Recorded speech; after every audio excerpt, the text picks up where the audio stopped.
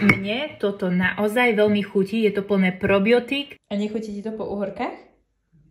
Fermentovaný nápoj Surica. Ako prvé si zbieram listky zádušníku brečtánovitého, ktorý má takéto krásne kvietky. A je veľmi aromatický. Ďalšiu bylinku, ktorú pozbieram, je táto medovka krásna a veľmi ľahko sa zbiera. Trošku si bylinky nasekám, aby pustili arómu. Dám si do veľkej nádoby, nalejem si medík, zalejem vodou, poriadne to zamiešam, už to iba zakriem, presuniem na miesto, kde na to bude svietiť a nechám fermentovať 3 dní. Už to vonia celkom z fermentovania, ale ešte tomu dáme 1 deň.